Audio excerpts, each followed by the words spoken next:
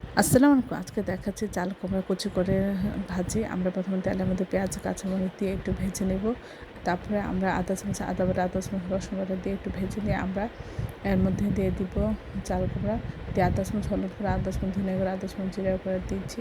দিয়ে আমরা এটা নেড়ে ছেড়ে দিব। আর প্রথমে আমরা ঢেকে দিব না, এটা হচ্ছে চুলার জাল বাড়িয়ে দিব, পানি উঠবে। আর লবণটা আমরা পরে দিব, লবণ দিলে প্রচুর পানি উঠে যাবে। এই জন্য আমরা লবণ না দিয়ে এটা খোলা রেখে জোরে জাল দিব।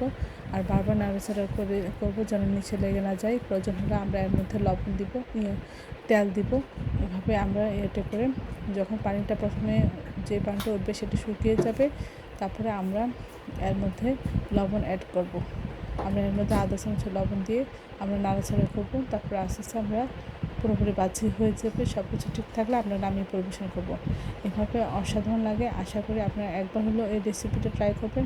সবাই আমার চ্যানেলটি লাইক এবং শেয়ার দেবেন, সাবস্ক্রাইব করবেন, এবং প্রিয়জনকে বেশি বেশি করে শেয়ার দেবেন। আর আমার চ্যানেলে সব রকম রান্নার রেসিপি রয়েছে, আশা করে দেখবেন।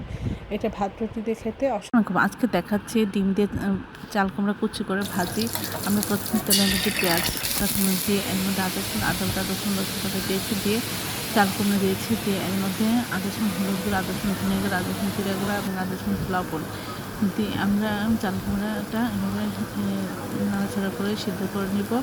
কিছুটা সিদ্ধ হয়ে গেলে আমরা এর মাঝখানে তেল দিয়ে আমরা একটা ডিম ভেঙে দিব। ডিমটা কিছুটা হয়ে গেলে আমরা নেড়ে ছেড়ে চাল কুমড়ার ভাজির সাথে আমরা মিশিয়ে দিব। বারবার নাড়াচাড়া করতে থাকবো। প্রয়োজন হলে নিচে আমরা তেল দিয়ে দেবো যেন নিচে লেগে না যায়। এভাবে ভাজি করে অসম্ভব মজা হয়। আশা করি আপনার বাসায় একবার হলেও এই রেসিপিটা ট্রাই করবেন। এটা ভাত রুটির সাথে অসম্ভব মজার হয়। সবাই আমার চ্যানেলটি লাইক এবং শেয়ার দেবেন, সাবস্ক্রাইব করবেন এবং প্রয়োজনকে বেশি বেশি করে শেয়ার দেবেন। তাহলে এই ধরনের সুন্দর সুন্দর ভিডিওগুলো আপনারা দ্রুত পেয়ে যাবেন। আর আমার চ্যানেলে সব রকমের রান্নার রেসিপি রয়েছে, আশা করি আপনারা এই রেসিপিগুলো দেখবেন।